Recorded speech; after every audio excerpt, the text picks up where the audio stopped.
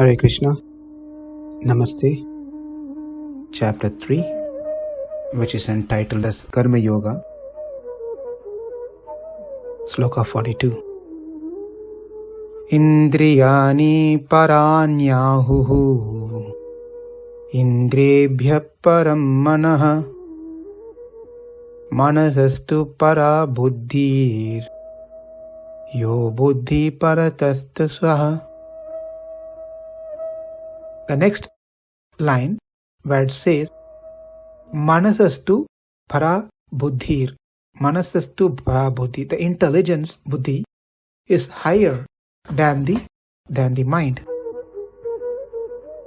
Even if one may control their mind and senses, but if the intelligence is set not right, their buddhi is not set right. This is something which we have already covered in the previous slokas, that there are good determination and bad determination. If the determination of the buddhi is not set right, then there is no point even if one have controlled their mind and senses, because the foundation itself not right, is wrong. Example is, there are some schools of thought, religious schools of thought, where they are very good in controlling the mind and senses. But unfortunately, the determination of the intelligence in the buddhi, it's set to something wrong. They say the Vedas are wrong. They say there's nothing called Atma.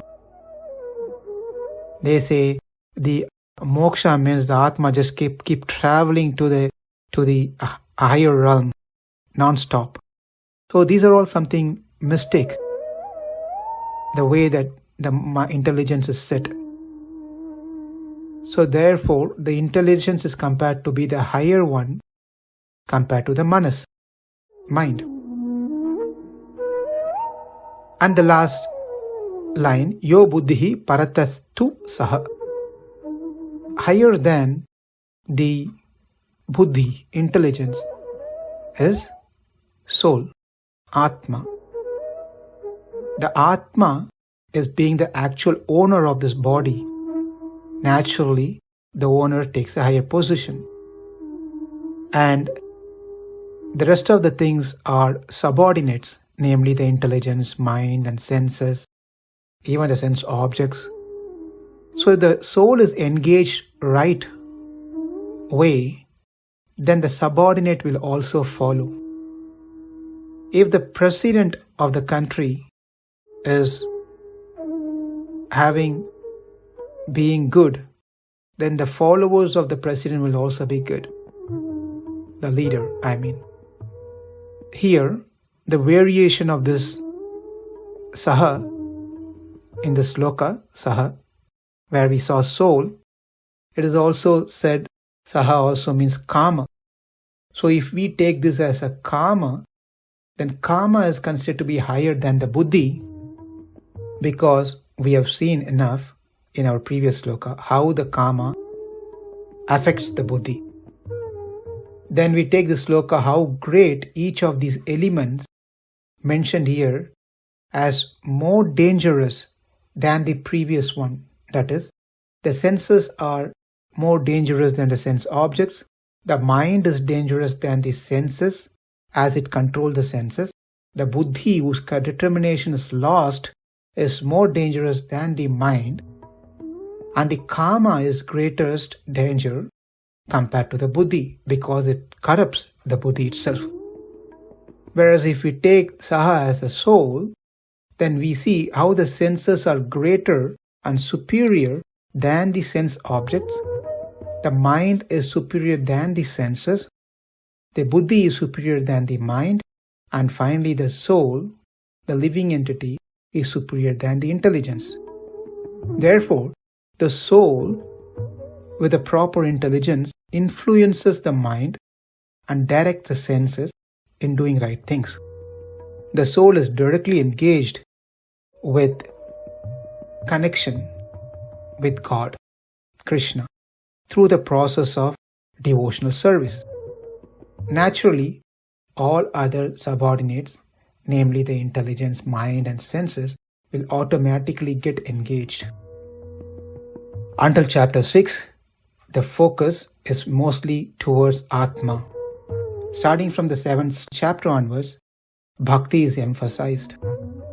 So Krishna is tightly reserving that until we complete the 6th chapter to dive into the Paramatma realization.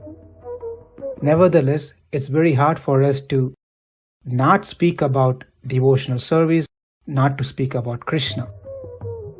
If the mind is engaged in transcendental service of the Lord, there is no chance of its being engaged in the lower propensities, as the soul is above all, namely the sense object, the senses, mind and intelligence. Therefore, directly understanding the constitutional position of the soul is the solution of the whole problem. But even though the soul is master of intelligence and mind and the senses, still, unless it is strengthened by associating with Krishna, understanding that we can't win over the karma by ourselves, there is every chance for one to fall down due to the agitation of the mind. To summarize, the dull matters like place and time are inimical to the jnana, and the senses are, compared to the dull matter, are higher and more inimical than the dull matter. Higher than that is the mind. Even though the senses may have been withdrawn from the sense objects, if the mind keeps lingering on the sense objects, the indriyas too will follow. Then control of senses become futile. More than the mind, buddhi is important.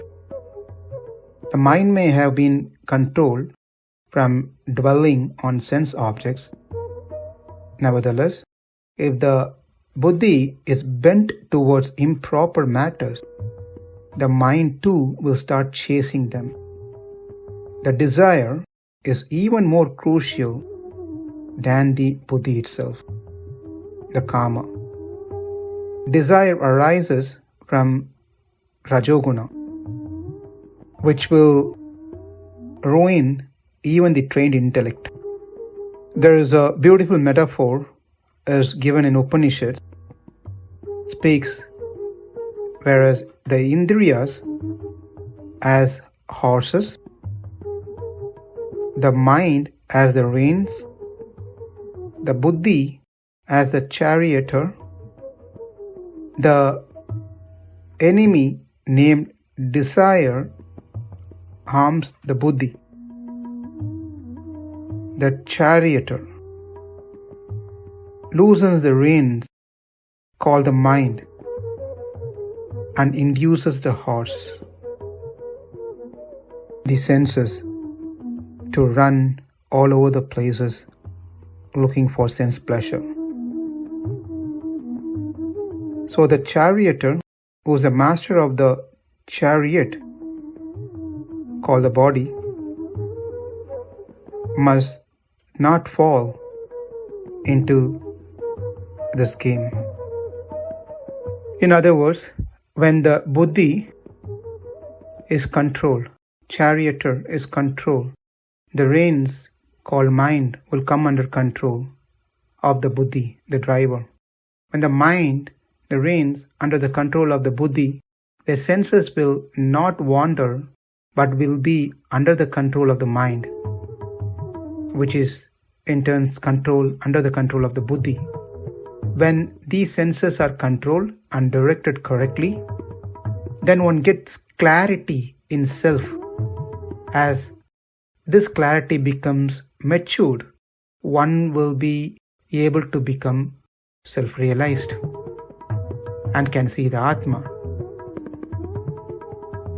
Indriyāṇi parāṇyahuhu indriyebhyaḥ paraṁ manaḥ manasastu parā buddhir, yo buddhi paratastu saha.